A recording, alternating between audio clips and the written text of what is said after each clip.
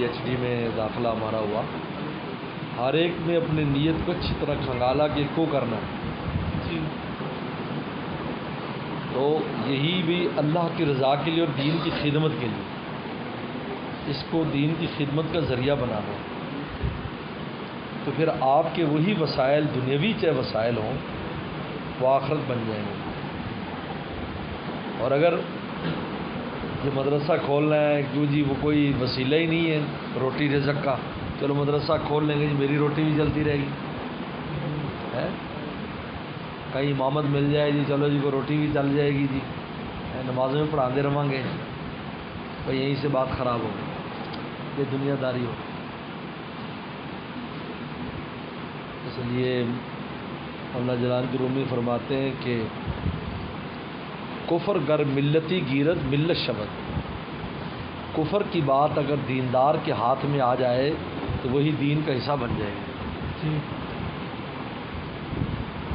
یعنی کفر سے مراد ہے دنیا کی کوئی چیز، دنیا کی بات، دنیا کا کام اگر دیندار کے ہاتھ میں آ جائے تو اس کو دین بنا دے گا. کفر گر ملتی گیرت ملت شبد، اور دین گر علتی گیرت علت شبد. اور اگر روحانی بیمار دین کا کام بھی کرے گا تو وہ بھی بیمار ہو جائے گا کام. اس لیے مولانا یوسف جانوی صاحب رحمۃ اللہ کسی نے پوچھا جی یہ جو ٹی وی کے اوپر قرآن مجید آتا ہے ترجمہ تفسیر تو ہم اس سے سیکھ لیا کریں. تو نے بڑی خوبصورت مثال دی، فرمایا کہ جس پلیٹ یا چمچ میں گندگی ڈالتے ہوں، گندگی اٹھانے کا ذریعہ ہو، اس کو دھو کے صاف کر کے تم روٹی کھا سکتے ہو رکھ کر اس میں؟ بولو چاہے صاف ہے پاک ہے. فرمایا یہی ٹی وی کچھ دیر کے بعد گانے چلائیں گے، سارا دن فلمیں چلیں گی، ناچ ہوگا اس کے اوپر، اور تھوڑی دیر کے لیے اس پر قرآن لے آئیں تو تمہارا کیا خیال ہے کہ اس سے وہ قرآن مجید پاک ہو جائے گا؟ اس قرآن مجید کے اوپر اثرات ظلمت کے اثرات نہیں ہوں گے، اس پر ظلمت کے اثرات ہوں گے. قرآن پر ہوگا قرآن لیکن اس میں بھی ظلمت ہوگی. اس لیے اگر کوئی بے دین اور بدعقیدہ قرآن مجید بھی پڑھائے گا تو ظلمت کے اثرات اور سیاہی منتقل ہوگی طالب علم. اور دیندار اگر انگریزی بھی پڑھائے گا، استاد دیندار ہے اللہ والا ہے اور انگریزی پڑھا رہا ہے، اس کے انگریزی پڑھانے میں بھی نور منتقل ہوگا. یہ عجیب ہے. یہ شعر کا مطلب کفر گر ملتی گیرت ملت شبد، اور دین گر علتی گیرت علت شبد.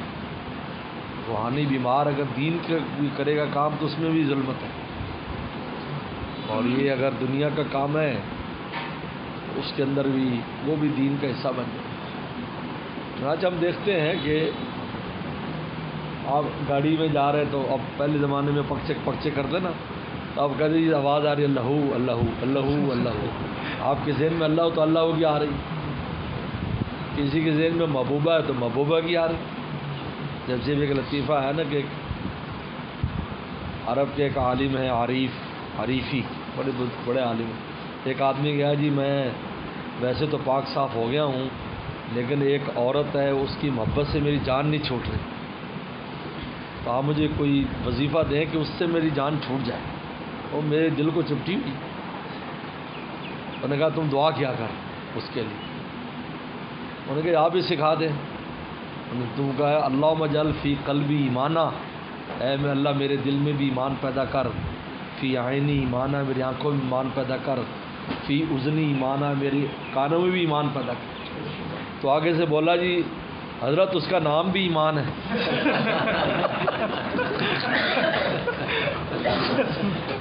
اس کا نام بھی ایمان ہے.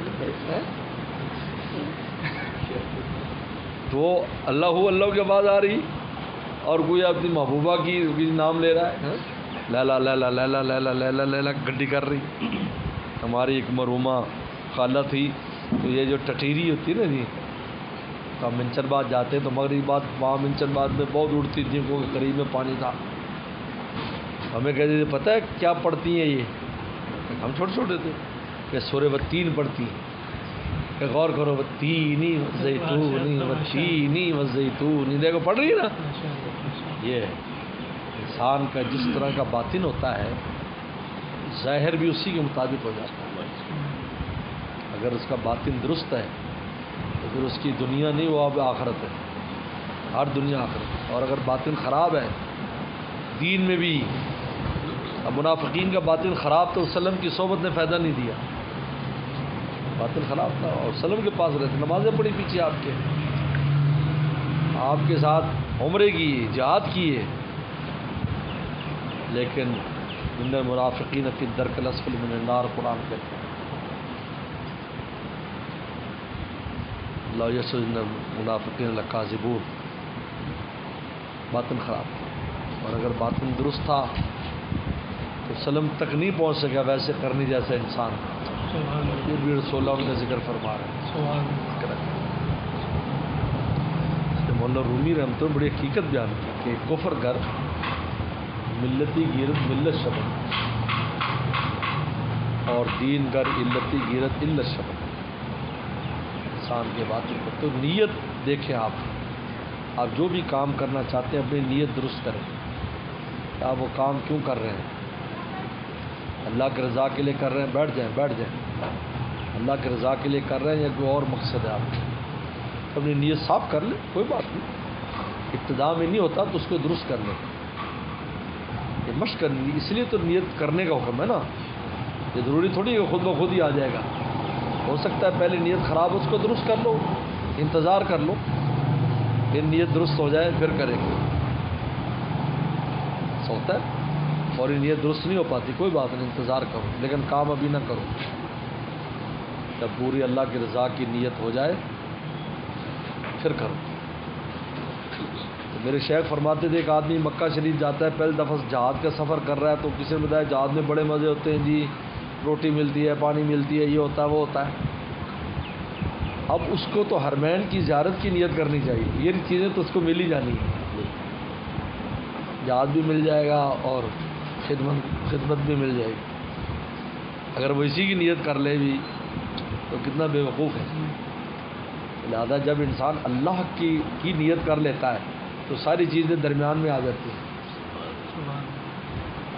یہاں سے اللہ تک جانے کے لیے پوری دنیا ہے، بادشاہتیں بھی قدموں میں، وہ بھی مل جائے گی۔ اتنے بڑے بڑے اللہ والے ہیں، بادشاہ بھی بنے، سلمان السلام بادشاہ نہیں، داؤد السلام بادشاہ تھے، اورنگزیب عالمگیر بادشاہ تھا، محمود غزنی، یہ سب اللہ کے اولیاء کرام ہیں، بڑے بڑے ولی ہیں، ولایت میں بھی بہت اونچا مقام تھا ان لوگوں، اور بادشاہتیں بھی تھیں، کتنے بڑے بڑے بادشاہ گزرے ہیں یار، ولی اللہ بھی تھے، شب بیدار تھے، اللہ سے لو لگانے والے تھے، لیکن مقصود اللہ کی ذات تھی تو ساری چیز درمیان کی مل گئی، لیکن انہوں نے ان کو نقصان نہیں پہنچایا کیونکہ منزل اعلیٰ تھی۔ میں کہا کرتا ہوں کہ اگر آپ نے صحیح وال جانا ہو تو قبولہ بھی مشکل ہو جائے گا، یار قبولہ کب آئے گا، عرب والا کب آئے گا، اور آپ نے لاہور جانا ہو تو آپ کو صحیح وال کا پتہ بھی نہیں چلے گا کب گزر گیا۔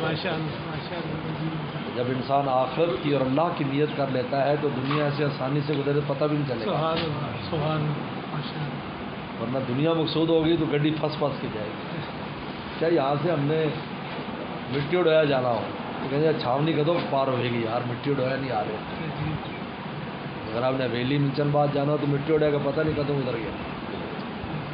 من کان ہم الامر آخرہ کف اللہ ہم دنیا والآخرہ، جو آخرت کو اپنا غم بنا لے اللہ دنیا اور آخرت کے غموں کی ذمہ داری لے لے، اور جو کان ہم محمد دنیا ہے اس کے امور کو پھیلا دے گا، تو دنیا کو بنا لے گا۔ یعنی 4 کام ہیں، ہر کام الگ الگ جہت میں ہو، ایک کو مغرب میں مشرق میں کر، ایک کو مشرق میں، ایک کو شمال، ایک میں جنوب، اب اس کو کرنے جا رہا ہے پھر واپس آ کر پھر ادھر جا رہا ہے، پھر واپس آ کر ادھر جا رہا ہے، اور اگر آخرت کو بنا لے گا تو چاروں ایک ہی لائن میں کر دیں گے، آپ چاہتے ہو چاروں کرتے بھی جاؤ گے اور اپنا کام بھی ہوگا۔ عجیب ہے، عجیب ہے، میں نے کئی دفعہ ایسے اللہ تعالیٰ کا عجیب نظام ہے، حیران ہو جاتا ہے، وہ کہتے یار یہ ہو گیا، وہ اکٹھے ہو جاتے ہیں، اسی میں ایک ہی سفر میں سارے کام بھی ہو گئے۔